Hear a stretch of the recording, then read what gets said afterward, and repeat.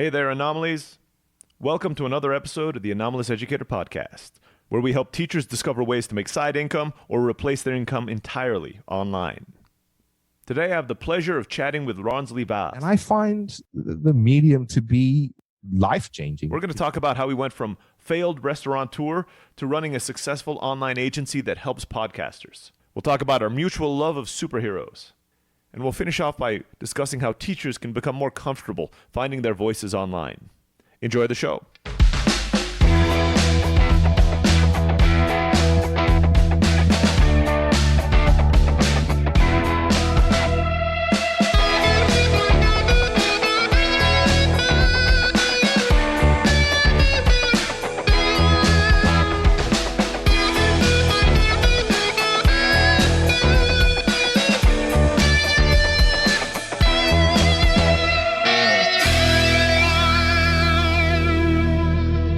I'm really happy to have Ronsley on today. It was actually a last-minute interview, so I wasn't expecting this. So it'll be a little bit more on the fly than I normally do it with my questions because, as you guys know, I'm serious most of the time. No, that's not true. I'm not serious half the time. Okay, so Ronsley, how are things down in Australia where you're at right now? Well, I've watched Endgame twice, so that life is good, I suppose. And Nice. I'm almost halfway through my MCU marathon, so life is good too. So what happens in Endgame? So you can let everybody here know, so those people who haven't seen it yet can totally be spoiled for whatever's in the movie. Do you know, I'm such a stickler for not spoiling stuff that even when I went the second time, everyone was like, what happens? And I went into this Zen mode where I didn't give anything away. I was just like, you can do what you want. I'm not breaking. And I did not break, and I'm not going to break at all. I'll tell everybody then, the good guys win, or maybe not. You'll have to watch to find out. So, Ronsley, Now everybody knows you as the podcast guy, but I want to know more about your superhero side. So tell me a little bit about comic books. How did you get into those? How did you start drawing? How did I start drawing? That's crazy. I only started drawing, 23rd of December last year. So it's not even been 6 months. And a friend who speaks at We Are Podcast almost every year taught me to draw in like 20 minutes, which I thought was crazy on the iPad. So the iPad makes it a lot easier. It's not like, I think if it was a canvas and I couldn't undo some of the stuff that I did. Control Z, we live by that, right? Yeah. I don't like it. It's definitely a different beast, a lot easier. So yeah, it's been, and I haven't drawn until very recently for like a month and a half. I was just so busy doing other stuff that I never got a chance.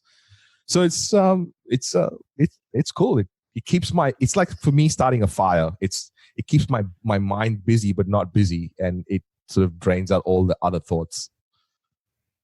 You're preaching to the choir. I mean, for those who've listened to the podcast before, I have my geeky, I'll call them geeky, and hopefully Ronsley doesn't mind, hobbies as well. I build Japanese robot models. That's kind of, for fun. I build those for fun. So it looks like a little toy store behind me, actually on the left of the computer screen here. I don't put them there behind me because it doesn't look quite as professional for everybody there. So I know you draw, and I've seen these things on Facebook. They're amazing. Why did you end up drawing superheroes out of all the things you could have been drawing? Why superheroes? Interesting. I don't know. I just... I started to draw. The first one I drew was Calvin. I drew Calvin. Calvin and Hobbes, or the philosopher? No, Calvin and Hobbes. Yeah, Calvin. And I drew him like pissing on something. I remember that one. And it's a famous like a little animated sort of character. So it was easy because it's just lines. And then the next thing I drew was Spider-Man, and everyone went, "Oh, Spider-Man." So I changed it, and I said, no, it's actually Spider-Woman. And it was crazy because everyone was like, how can you tell? I'm like, well, you can't. How did you assume it was a Spider-Man? So they were staring at the crotch for way too long trying to figure that out, right? Yeah. And then what happened was the first or second trailer for Endgame came out, and I thought it would be so cool to draw all the characters in the build up to Endgame but then I started with Aquaman. Even though your favorite, obviously, right? No, sorry, I started with Batman, and then I went to Aquaman, Okay. and then I started into the MCU, and I think I don't know, I enjoy it. I enjoy the lessons in superhero comics.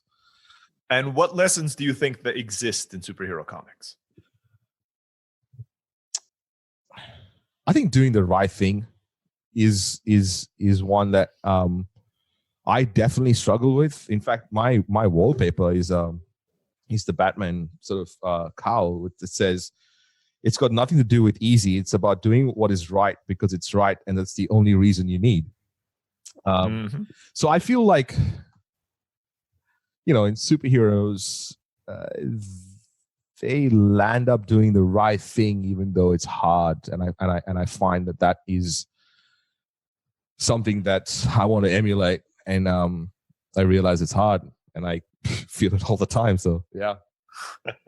So I alluded to this a little bit, but who is your favorite superhero then? You started with the Batman, so I'm going to take a wild guess and say that's him, but correct me if I'm wrong. No, it is Batman, and it is Batman primarily because if it's the hardest thing to do, the Justice League will hand it to Batman to get it done, and Batman gets it done. And it's irrelevant of how hard it is. It's irrelevant what the consequences are. It's irrelevant. He just does the right thing. And like I find that insane to be something to look up to. And I found it always hard to have like people in person that I looked up to, primarily because once I started to look up to them, I found the other side of them that came with all the stuff, which Batman has as well, the dark side, the stuff in his head, which I can totally relate to. But yeah, I mean, I think that idea of doing the right thing, it's always, and whenever anyone's asked me, ever since I was a child, even to very, very recently, what did you want to be when you grew up? I would say Batman, and it's not changed at all. Nice. So you've been reading comic books since you were a child, then, right? I've not been. I mean, over the last few years, I haven't. Or watching the cartoons, or watching the movies. Yes, 100%. Yeah, all my collections are superheroes, whether they're animated or like movies. Yeah. So how do you think that shaped and got you to where you are today? Right now, you're running a successful podcast production company. Mm-hmm. And how did superheroes kind of guide you in that journey? Well, there's pros and cons to having, that sort of model of looking up to someone in that superhero sort of manner. I've been very idealistic in how I've taken clients on board, which, I struggle with because I'm being idealistic because I know I can help them and I can give them a voice. Certain people, and certain people, I don't want to just be the podcast production house. So I've definitely, as a business owner, left money on the table, which means that something there needs to change, and I've got to sort of maybe find a structure that works there, because there's so many people that have podcast ideas that we could just do the production for and become the engine that we say no to because of my idealistic, part of me. But that's the con, I suppose. But the pro is we've got some amazing clients. Like, they do some really, really cool stuff, and I find that so fascinating and fulfilling that even when I'm sick, I'm here. Like, I actually feel like I get energy from them and not the other way around. So yeah. For those of you who don't know, at the beginning, Ronsley and I were talking, and he's sick today. Normally he's a soprano, but now that his nose is all clogged up, his voice is a lot deeper than it normally is. So, true. If you meet him on the street, he might sound totally different than what you're hearing right now. It's true. Well, so let's bring it back to the anomalies on this podcast, because you're talking about podcast and idealism and trying to achieve what's best for you. And a lot of the listeners to the Anomalous Educator podcast are teachers. And by definition, that's what teachers do. So what I'd like to talk about a little here is education in podcasting. And how podcasting can be used to teach people in the world different things in your experience, not necessarily in the role of a teacher, but just as kind of passing on information and making the world a better place. Could you speak a little to that? 100%. I've got so much to say on that, because I find that, when kids are born, they don't really have any model of the world, right? And it's the teachers and the parents and the elders and the environment that teach them how to operate on this planet. And I find also quite interesting that we've built such a complex planet around us that it takes a newborn child like at least 12 years of education to function on this planet. Like we've created, and we don't even realize that is a thing. But part of this education of a child growing up, at least in my time, has been to suppress their voice and to tell them what to say, how to say it, don't stand out. And it's because of the industrial age. It is because of the education system and how it's set up with the standardized testing and all that kind of stuff. However, I find that the best thing about podcasting is that you get a chance to put a line in the sand and say, this is what I stand for. And when you do that, it is not necessarily for any other person other than yourself, because what tends to happen is when you say that out loud, you hear it differently than when it's circling in your head. And it allows you to refine your voice. And when someone asks you a question that you might be offended for some reason by, ask yourself, first of all, why are you offended? Did they ask you something that you've never gone down the path to figure out? Or did they say something that is actually offensive? Or did they say something that you're trying to protect your intellect from? So all these little things happen in a podcast when you try to explain something to someone like I am doing right now. It helps me explain how I feel about voices being suppressed by allowing, not only teachers, but everyone and anyone in general, friends especially, to say what's inside them more than like anything else. We've kept so much inside that we are trying to find authenticity. Like that's a thing. So I feel like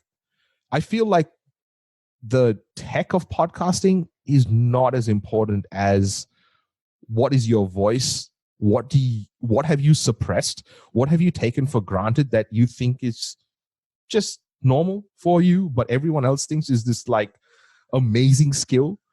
And I find the medium to be, for me, life-changing, because I've gotten a chance to have some amazing conversations over the last 7 years. That is a great segue. We're going to go on a break right now. And when we get back from the break, I'm going to dig a little bit more into what Ronsley just said. And I'm going to try to get some actionable content out of him so that we can all go home after this podcast and apply some of the words of wisdom that Ronsley is going to teach with us. We'll be right back. We interrupt our regularly scheduled programming for this important announcement. Are you suffering from chronic teacheritis? Do you suffer from regular outbreaks of, "This is not why I became a teacher. I can't make ends meet on a teacher's salary," or "Why do I have to use this useless material for my students?" Then a weekly dose of the Anomalous Educator podcast could be the pseudo-magical solution you are looking for.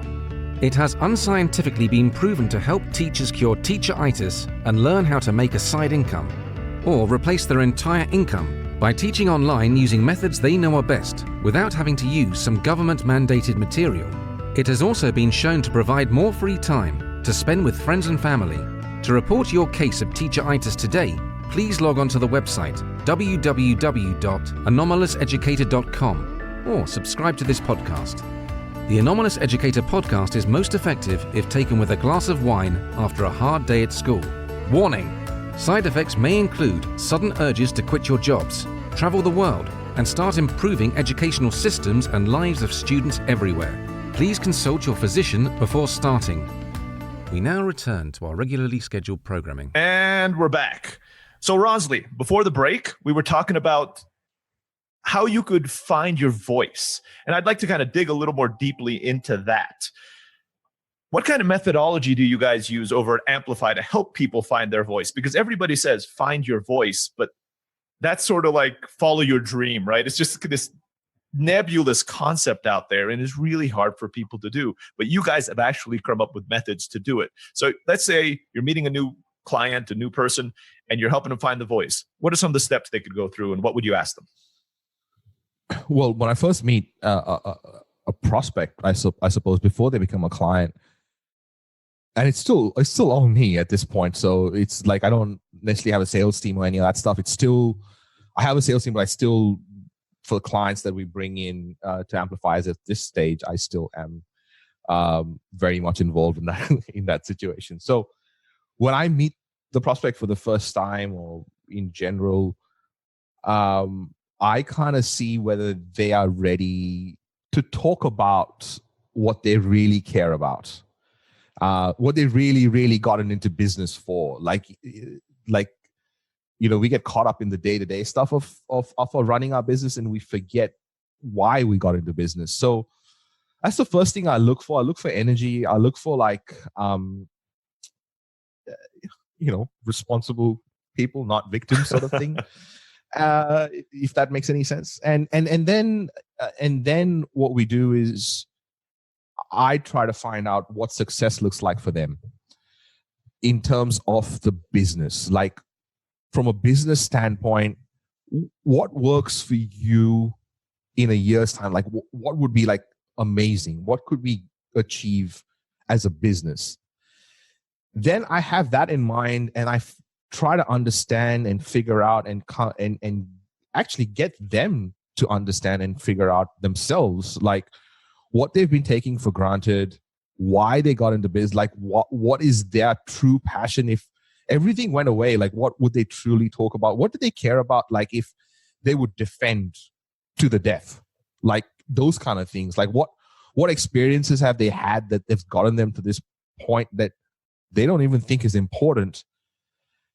And then once we focus on them and we figure out their core, we focus on their audience. Once we focus on their audience, we focus on their partners. And then from there, we build a brand. And so far, we've had amazing success with that methodology. So you're saying that the key to being successful at podcasting and in building a brand in general, so speaking back to teachers, they're going to be building an education brand of some kind, is really finding out what your core is. And in your experience, is that an easy process, or sometimes does it take a little digging on your part? It's not easy. It's not easy at all. It's not easy because no one does it.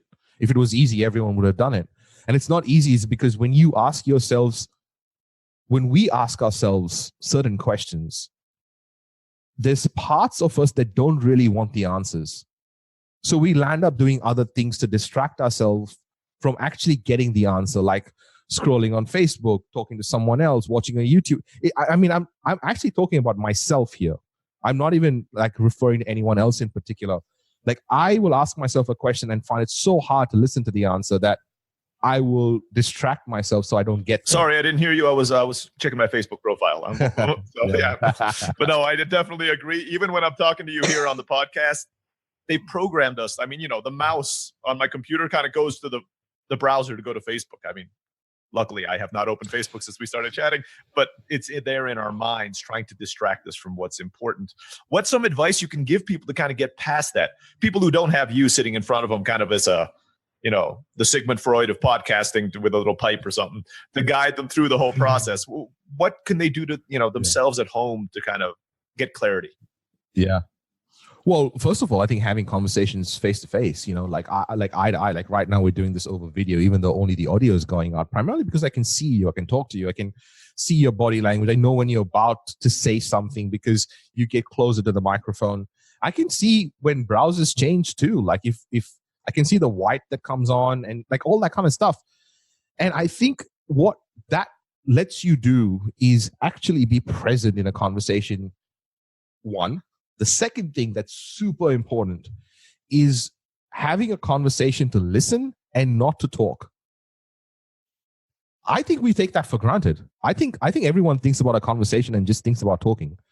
And I think listening is way more important, like an 80-20. So I think that's the second thing. And the third thing, I don't have a third thing. So I'll go with 2. That's fine. The fewer steps, the better for everybody. So, everybody else can follow it. So let's say that, people follow your steps.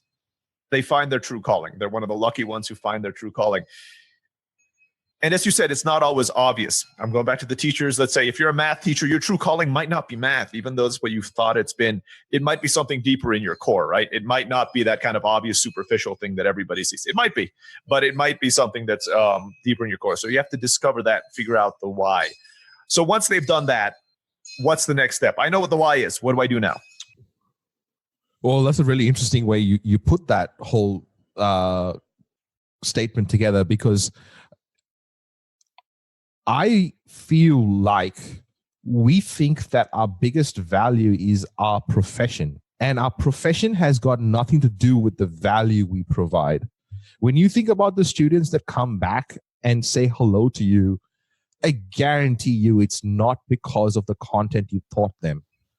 It is because of how you made them feel. And I go, I think of a lot of my teachers, and I was the rebel in the school. I was always out of class. They hated me. My teachers, I was horrible. So, but I remember the few that believed in me, that saw something inside me that I didn't even know I had, or other people didn't see in me either. So, and I think that value of being able to give someone true worth is way more valuable than if you're a math teacher or a physics teacher or whatever teacher you are, if that makes any sense. Definitely. So the steps are figure out your why, and then figure out within that why how you can make the right students, because every teacher has to find the right students that kind of, resonate with their why, how you can make them feel that they're worth something. Did I get you right? 100%. I mean, when you figure out your why, the why is such a vague term that, it's hard to sort of put in context, but the why, like, what would you talk about if no one paid you, if you just did it for yourself, if you just did 1,000 shows or 10,000 shows on that topic, what would that be? Then you find your value and your why, and then you kind of go, well, this is my why. This is who I am. And I know if I work with these kind of people, I can get them, the chance of me getting them the results that they're after is like off the charts. So then I specialize in helping those people. And then I find out, and the third step from there is then I find out who else has these people. There's always people that have these people. They always buy from someone else before they buy from you or land up buying from you. So who are those people? And I think that is like steps that I promise you business owners don't do, or teachers. So I'd assume that teachers wouldn't do as well, because 90% of business owners don't do that. Yeah, definitely. And I'm going to end with a final question, because I think this is important. Do you think the why changes in your life? I mean, if you have a why, is your why at 18 the same as your why at 28 or 38? Well, it depends on what you consider to be your why. It depends on what you consider to be whether there's a destination, right? It depends. Like, you can either see life as as destination points, or you can see life as a journey. And I feel like every time I learn something new, I realize how much I don't know. And that changes complexity. And I don't necessarily need to know my why so I can explain it to someone else yet. But I'm kind of, even if I have a small inkling as to where it is or what it is, I try to go in that direction and learn more. So there's always learning to be done. And I think your purpose is part of it. So your why can maybe not change entirely, but at least it gets tweaked as your life moves around, because you might think your why is A, but as you get closer to it, you might realize it's really B or C or D, right? or it could be a combination, and you could keep collecting it. There's no one. It's your journey, and that's what's really, really unique about each and every one of you listening, is that each and every one of you is unique. And whoever told you to be part of a group told you that because they wanted you to conform to some sort of rule. And think about that. Think about what rules you're conforming to just because they've been told to you. Because you can do what you want. You can have whatever life you want. And I know it's crazy to say that, but you can. I think you can. And that is a great place for us to leave it. As you know, we have one more break. I might actually make this break a little longer because what Ronsley said was so deep. I might just leave like a blank spot there for 30 seconds so we can all meditate on what Ronsley just said. But after this final break, we come back with my favorite part, the pop quiz. And Ronsley has not been prepared for this, so hopefully we'll get some interesting answers for him. We'll be right back. Hey there, Anomalies. Ray here. I hope you're enjoying this interview. This is just a short reminder that if you like what you're hearing on the Anomalous Educator, you should subscribe to the show on wherever you get your podcasts. That way you won't miss any of our weekly episodes. If you have time to take that extra step, you can leave a review for me as well. If you prefer to tell me directly what you think of the show, just go to the website anomalouseducator.com. That's ANOMALOUSEDUCATOR.com. Yeah, it's a mouthful. And you can email me directly through our Contact Us page. Thanks in advance. Now, back to the show. Hey, Anomalies, and we're back for the final part of the Anomalous Educator podcast with Ronsley Vaz. Ronsley, you ready? I can see little beads of sweat on your forehead, reminding you back of the school days when you were out back causing trouble instead in the classroom. I forgot to mention that I was the captain of the general knowledge and the debate team. So please send me your questions. Fire away. Then you might give the best answers for all of these. Let's see if your experience there helps. Question number 1. We're going to get started. There are going to be 5 questions here for you. If you adopted an elephant, what would you name it? Poppy comes to mind for some reason. There you go. Quickest answers you can get. What is your favorite fruit juice? I had a little tongue twister there. Watermelon. What is the most useless piece of clothing we wear every day?